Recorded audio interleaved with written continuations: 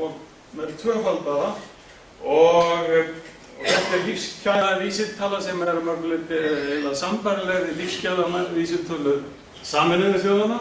Sú vísitala byggir á 4 mælingum, 2 mælingum menntun, 1 heilsu og 1 hagsæld.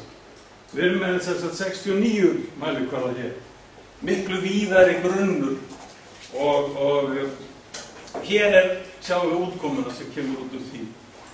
Lífsgæða total well-being, lífsgæða vísitalan. Hérna neðst niður listi yfir allar þessar 69 breytur sem að mælingin byggir á og svo reiknaða saman í eina heildar útkomu. Skoða það er langur listi. Hér sem sagt útkoman, þessi bláu landi hérna, þetta Norðurlöndin, Holland settur hérna inn á milli. Það þetta gamalt og klassískt í velferðarríkisrannsóknum og hollendingar eru yfirleitt dálítið mjög svipaðar á Skandinavíu. Sviss, Luxemburg og Oslo og Austurríki, næst þar á eftir. Svo koma enskumælandi þjóðirnar fyrst í 10. sæti. Belgía þetta hér inn rétt fyrir ofan Bretland, eða alveg saman, Frakkland og Þýskaland. Bandaríkin í 21. sæti. Og svo hérna Suður-Evrópu þjóðirnar þessar grænu og Austur-Evrópu þjóðirnar 4 hérna þessar gráu. Og svo gætum við farið hér og skoða hvernig kemur þetta út ef við skoðum efnahagsleganstir. Þá eru Luxemburg, Bandaríkin, Sviss, Noregur efst. Eins og ég var svo sem búin að sýna, Bandaríkin eru þar í efstu röð. Þegar við skoðum heilsu, þá kemur önnur dreifing, það sá þáttur. Og atvinnustig, menntastig, tekju, skipting, í hvað mæli tekst að draga á fátækt. Og hér áfram og svo hér ánægði með lífið og fleiri svona huglægir í mæli.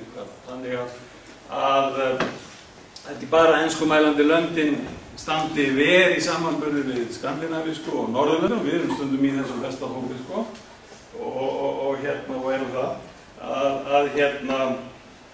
að það eru þessi 4 lönd á meginlandi Evrópu, norðvestur Evrópu sem eru langt fyrir ofan enskumælandi löndin og langt sérstaklega fyrir ofan Bandaríkin. Þannig að þetta engin keppni, satt að segja. Hvaða ár þetta? 2008? Þetta þessi gögn þau þekja yfirleitt tímabilið 2005 til 2007-2008. Það aðeins mismunandi eftir mælikvörðum, en þetta yfirleitt tímabilið fyrir fjármálakreppu að mestu leyti. Eins og almennt í þessu. Þannig að takk fyrir.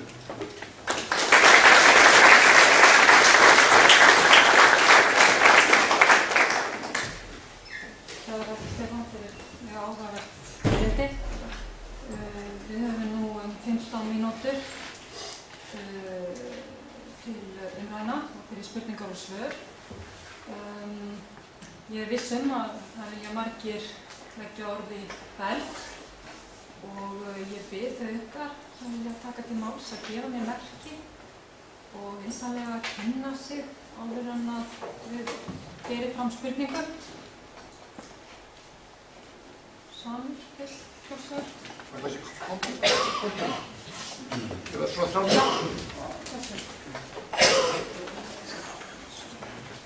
Já, ég heiti Svanur Kristjánsson, ég kannski orðin eins og stjórnmálamaður og stökk alltaf í 7 punktur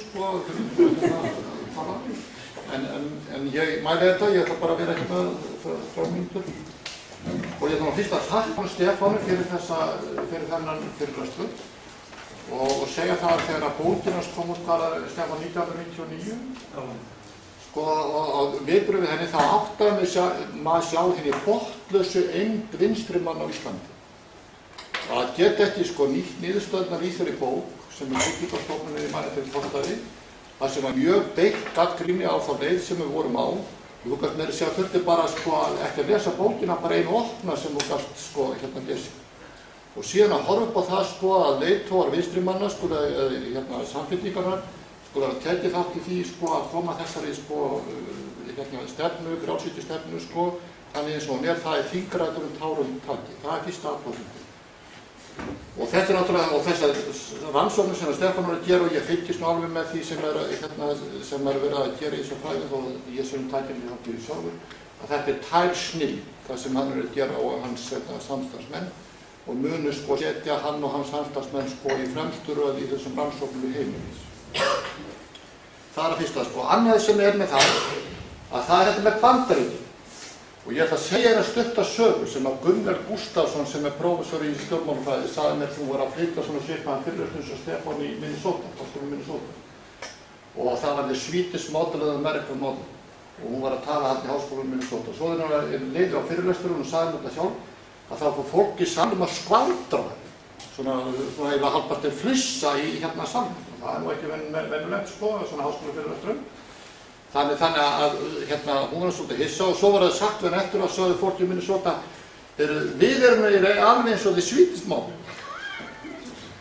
Og það er þetta alveg rétt sko, þannig að þegar við tala hérna ameríska draum og þetta allt saman sko, það er náttúrulega Bandaríkin eru 50 ríki og Minnesota fylki, af því að ég var nú þarna sjálfur, sko að það var sko mikið betri velferðarþjónusta eftir á Íslandi og við tala ekki skólakerfi sem var náttúrulega skipulagt frá upp úr og niður úr sem er besta sko bara skólakerfi sem til er. Nú það er líka sagt Bandaríkin sko að verkalýðsfélögin séu ofboðslega veik í Bandaríkjunum og étur þetta hver upp undir öðrum verkalýðsfélögum ofboðslega veik. Ég ætla að fara að vinna hérna sko í byggingavinnu eins og ég hafði gert hér og hafði samband þar á við strákarnir sko við verktaka og þá sögðu þeir heyrðu, talaðu við ykkur á morgun þá veitum við það hvort þeir getum fengið vinnu. Og þá sögðu við, af hverju þurfum við að bíða eftir því? Það er vegna þess að við þurfum að hringja sko í verkalýðsfélag byggingaverkamanna og vita hvort að þeir eru með ykkur í vinnu. Þannig að þetta er bara closed shop. Og ég er ekki að tala pípulækningamenn ykkur bara venjulega byggingaverkamenn. Og þá var verkalýðsfélag byggingaverkamanna í Minnesota í þá stöðu, þetta eru langir vetur og stöð sem þetta er að vinna, að þeir jöfnuðu vinnunni meðal sinna félagsmanna og það fekk enginn sko að vinna í byggingavinnu í Minnesota nema að verkalýðsfélagi gat ekki útvega atvinnurekendunum sko vinnu. Mér sem ég segi hvað hér á Íslandi, ef maður segir sko þú getur ekki ráðið mann í byggingaverkamenn fyrir að tala við Eflingu fyrst. Þannig að punkturinn er þessi að allar alhæfingar Bandaríkin nánast allar eru rangar og þessi ameríski draumur sem að tala þó hann ekki ræst í Bandaríkjunum almennt sko hann er ræst á stöðum eins og Minnesota. Það sem og það er með enda með spurningu sko og bara að því ég bara getur ekki nóg mikið með. Það er að dýpka þessa greiningu og ofboðslega mikið með því að nota þessi 50 ríki Bandaríkjanna sem eru með mismunandi pólitískan kúltúr, með mismunandi flokkakerfi, Minnesota stjórna og Democratic Farmer Labor sem var bara pólitískt bandalag á milli sko bænda og verkamanna í Minnesota. Það var ríkisstjórn tímabili sem var sósíalisti, ekki bara launasósíalisti, það var sósíalisti. Þannig sko róttæköfl og verkalýðsöfl sko velferðaröfl hafa haft mikil áhrif, afgerandi áhrif á stöðu sko fólks með miklum árangri í Bandaríkjunum. Takk fyrir. Guðmundur Jónsson, Já, takk fyrir Stefán. Það var reyndar annar punktur og tveimur var akkurat þessi sem að Svanur var að benda á að þegar við bera saman Bandaríkin og þjóðríki í Evrópu þá er þetta ekki alveg réttur samfélag og ekki síst þegar við tala lífskjör. Því að eins og þú veist á var munur milli fylki í Bandaríkjum jafn mikið og ekki meiri heldur en milli þjóðríki í Evrópu. Þannig að ef samanburðurinn ætti að vera sanngjarn þá ætti að bera saman Bandaríkin og alla Evrópu. Þannig talið þau ríki sem eru kannski ekki eins hátt á lífskjaramælikvörðum eins og þau sem við höfum að hafa hér í Norður-Evrópu. Og það var einmitt komið bók fyrir skömmu eftir bandaríska sagnfræðing Peter Baldwin sem fjalla einmitt þessa tegund af samanburði. Peter Baldwin? Já. Hann hefur meðal annars skrifað einmitt danska velferðarkerfið og sögu þess. En hinn punkturinn er þessi mælikvarða og Norðurlöndin koma mjög vel út þetta líka á hagvaxtarmælikvarðanum á síðari árum sem mælir frá 1994 og fram undir kreppu og þau komu þetta mjög vel út því að þau eru alveg lægð ymmið þarna snemma á 10. áratugnum. Þess vegna mælist hagvaxtur mjög hár fyrir þau. Ef það er aðeins aftar í tímann þá hefðu til dæmis Engilsaxnesku löndin staðið betur. En þetta auðvitað bara það tímabil maður velur sér til rannsóknar og auðvitað það alveg hárrétt að svona yfir lengra tímabil litið þá Norðurlöndin þau jafnáttuðu ekki hærra á hagvaxtar mælikvarða. En nú mikil gerjun í gangi, eða ekki, sambandi við eiginlega hönnun svona mælikvarða. Það Sarkozy-nefndin og innan Sameinuðu þjóðanna verið að hugsa þessi mál svo líkt. Getur þú rætt okkur eitthvað það? Hvað það nýjast eða hvaða hugmyndir svona við það? Ég ætla að taka eina spurningu hérna áður en ég gef Stefáni aftur orðið og svo tek ég aðrar spurningar. Já, góðan daginn, ég heiti Hanna Kristi, ég var forvitin þegar þú varst að tala félagslegan hreyfanleika, ég sá ekki Ísland á fræðinni. Einhver upplýsingar til Ísland í sambandi við þennan hreyfanleika eða fylgna milli kynslóða og tökjum?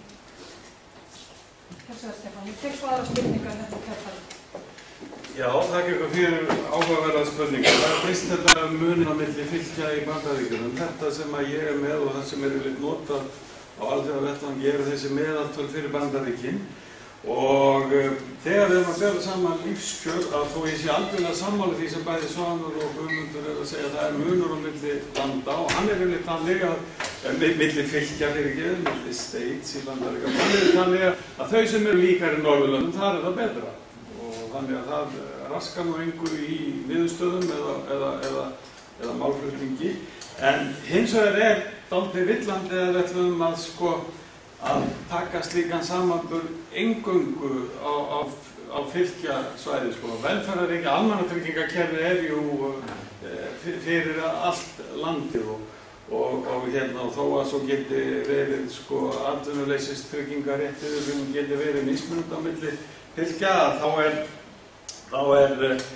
er ekki heldur hægt að horfa fram frá því og það er þrátt fyrir allt alríkisstjórn í Bandaríkjunum og sama tungumál og sami gjaldmiðill sem er ekki að öllu leyti í Evrópusambandslöndunum þó að sem það er gamla þjóðin með hana og það er Evrópusamband þrátt fyrir allt ekki sambandsríki á sama hátt og Bandaríkin, þannig við erum að hafa fyrirvara þessu en vegna þess að hvernig þetta liggur innan Bandaríkjanna þá breytir þetta engu útkomurnar varðandi